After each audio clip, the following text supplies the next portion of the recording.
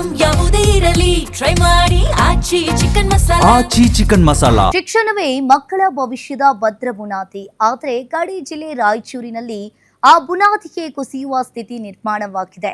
ಸರ್ಕಾರಿ ಶಾಲೆಗಳಿವೆ, ಮಕ್ಕಳು ಇದ್ದಾರೆ, ಆದರೆ ಪಾಠ ಹೇಳುವ ಕಾಯಂ ಶಿಕ್ಷಕರೇ ಇಲ್ಲದೆ ಸರ್ಕಾರಿ ಶಾಲೆ ಸೊರಗಿದೆ.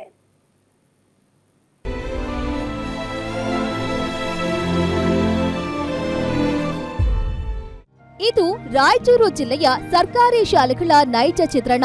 ಈ ಶೈಕ್ಷಣಿಕ ವರ್ಷದಲ್ಲೂ ಜಿಲ್ಲೆಯಲ್ಲಿನ ಶಿಕ್ಷಕರ ಕೊರತೆ 50%ರಷ್ಟಿದ್ದು 294 ಪ್ರಾಥಮಿಕ ಹಾಗೂ 24 ಪ್ರೌಢಶಾಲೆಗಳು ಸೇರಿ ಒಟ್ಟು 318 ಶಾಲೆಗಳಲ್ಲೂ ಒಬ್ಬರು ಕಾಯಂ ಶಿಕ್ಷಕರಿಲ್ಲ.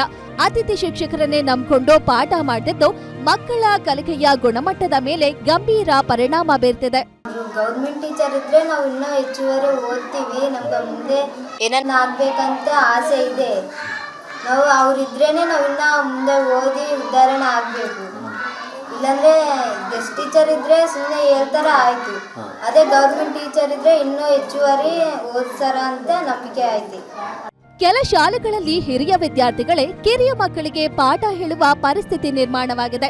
ಇನ್ನು ಕೆಲವೆಡೆ ಶಿಕ್ಷಕರಿಲ್ಲದೆ ಮಕ್ಕಳು ದಿನವಿಡೀ ಆಟವಾಡಿ ಮನೆಗೆ ಮರಳುತ್ತಿದ್ದಾರೆ. ರಾಯಚೂರು ತಾಲೂಕಿನ ಕೋರ್ತಗುಂದ ಸರ್ಕಾರಿ ಶಾಲೆಯಲ್ಲೇ 244 ವಿದ್ಯಾರ್ಥಿಗಳಿದ್ದರೂ ಒಬ್ಬರು ಕಾಯಂ ಶಿಕ್ಷಕರಿಲ್ಲ. 4 ಅತಿಥಿ ಶಿಕ್ಷಕರೇ ಇಡೀ ಶಾಲೆಯ ಹೊಣೆ ಹೊತ್ತಿದ್ದಾರೆ.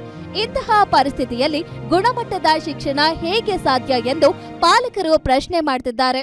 ಊಟ ಬಿಸಿಡಿದ್ದಿಲ್ಲ, ಏನಿಲ್ಲ, ಎಲ್ಲ ಊಟದ ವ್ಯವಸ್ಥೆ ಕೊಟ್ಟಿದ್ರೆ, ಎಲ್ಲ ಬಟ್ಟೆ ಪುಸ್ತಕಗಳೆಲ್ಲ ಚೆನ್ನಾಗಿ ಕೊಟ್ಟಿದೆ ಸರ್ಕಾರ. ಆದರೆ ಶಿಕ್ಷಕರು ಇಲ್ಲದ್ರೆ ಹೆಂಗೆ ಸರ್? ಬರೀ ಗೆಸ್ಟ್ ಟೀಚರ್ಗಳಿಂದ ಹೆಂಗೆ ನಡೀತಿದೆ ಶಾಲೆಗಳಲ್ಲಿ ಹೇಳ್ರಿ?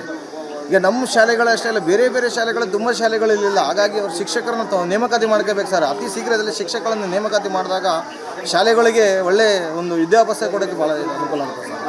ಶಿಕ್ಷಕರ ಕೊರತೆ ಎಂಬುದು ಕೇವಲ ಆಡಳಿತಾತ್ಮಕ ಸಮಸ್ಯೆ ಅಲ್ಲ, ಮಕ್ಕಳ ಭವಿಷ್ಯದ ಪ್ರಶ್ನೆಯೂ ಹೌದು.